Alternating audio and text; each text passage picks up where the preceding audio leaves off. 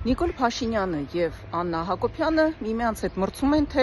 ով ավելի լավ կգծնի Էրդողանին։ Մեկը ՄԱԿ-ի ամբիոնից է լիզում Էրդողանի կոշիկները, մյուսը քծնողաբար ֆեյսբուքյան իր էջում գովերքում է Էրդողանի գիրքը։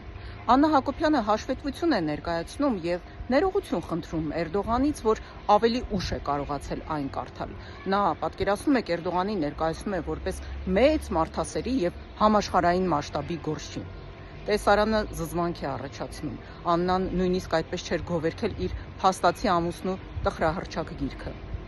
Նիկոլի եւ Աննայի քծնանքը առ Էրդողան լուրջ պատճառներ ունի։ Նրանք իրենց կաշվի փրկությունը կապում են Էրդողանի հետ։ Էրդողանը դրա դիմաց պահանջեց եւ ստացավ Արցախը։ Հիմա Հայաստանն է ցանկանում։ Աննան եւ Նիկոլը պատրաստ են դա էլ հանձնել, միայն թե փրկեն իրենց կաշին։ Հետևաբար մեր բոլորիս խնդիրը Հայաստանը այս զույգից փրկելը պետք է լինի եւ համոզված եմ, որ դա այդպես էլ լինելու է։